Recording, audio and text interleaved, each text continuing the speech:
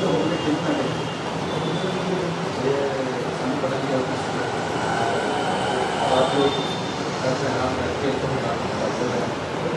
सबसे पहले तो आपको मैं गणपति बप्पा की शुभकामनाएं दे रहे हैं कि आपके घर में विराजमान है।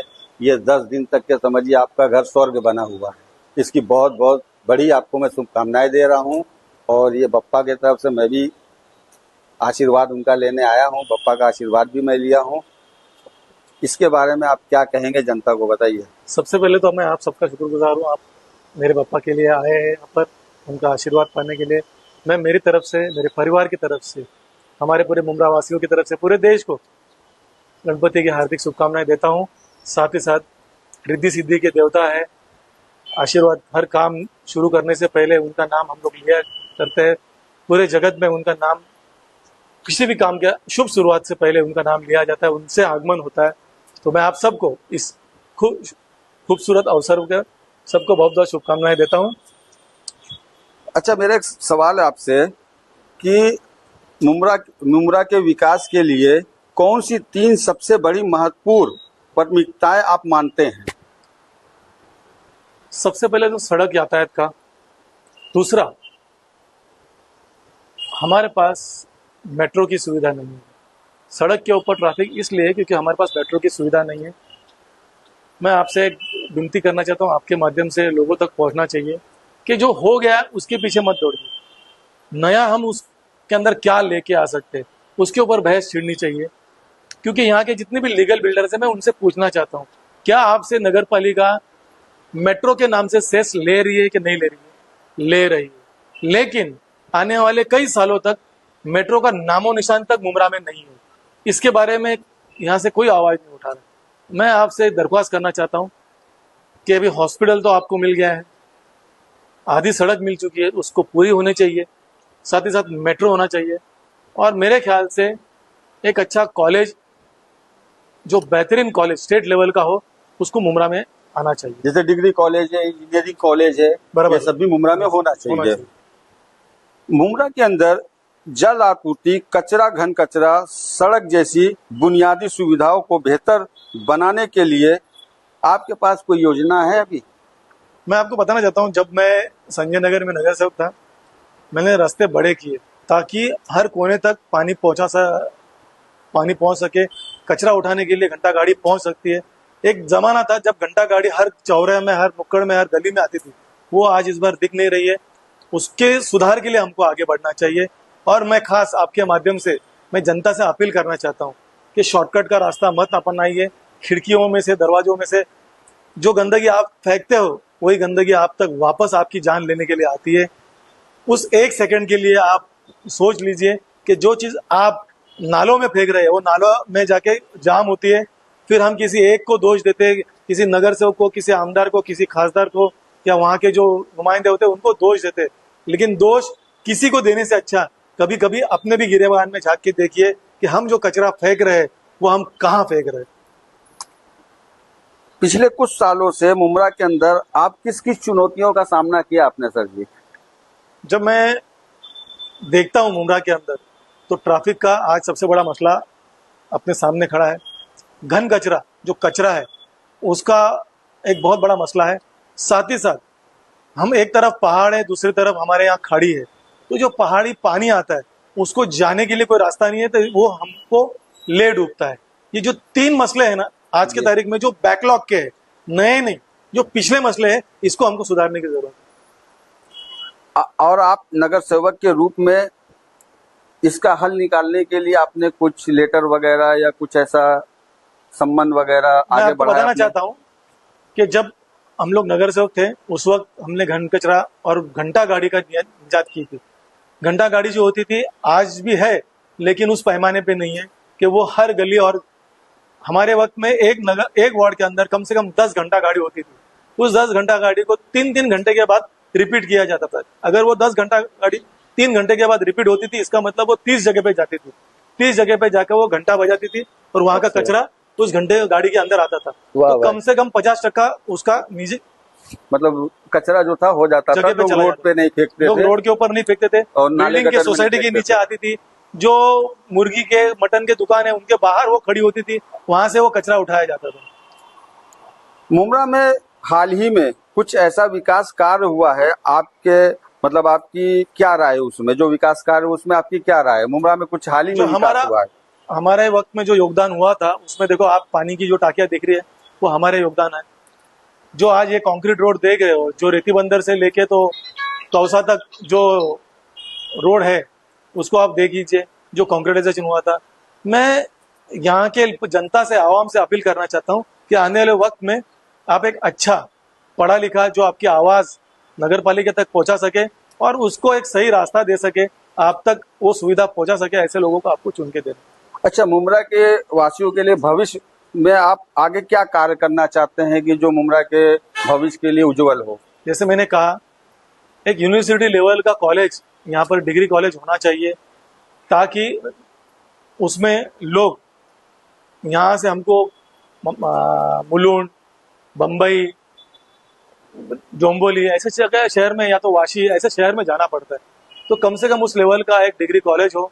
साथ ही साथ यहाँ की जो अभी पिछली जो सरकार है, उन सरकार से मेरा निवेदन है कि एक मेट्रो की सुविधा, आज भी हमको रिक्शा के बलबूते पे या और किसी के भरोसे पे इस इलाके में रहना पड़ता है। थाना से पनवेल तक मेट्रो की सुविधा हो जाए तो यहाँ का मसला बहुत बड़ा हल हो सकता है। साथ ही साथ जो रोड है, अगर बाबाजी पाटिल वाड़ी से लेके कौसा वाई जंक्शन तक एक फ्लाईओवर हो जाए तो मुमरा का मसला बहुत तक हल हो सकता है। अच्छा, मुमरा में बढ़ती आबादी और अनियोजित विकास की चुनौतियों से निपटने के लिए आपकी क्या राय है? चुनौतियां ऐसे कौन से शहर है जहाँ चुनौतियां नहीं है? आप थाना शहर है, और उसमें बढ़ती आबादी भी है। और बम्बई है, आप देखो, बस इसका नियोजन सही से होगा। और मेरे लोगों से भी दरखास्त है कि इस नियोजन के अंदर आप उसके अंदर अपना सहयोग दे, ताकि हम अगर गलती ना करें तो सामने वाले को हम उंगली उठा सकते हैं, लेकिन अगर हम ही गलती करेंगे तो हम सामने वाले पर क्या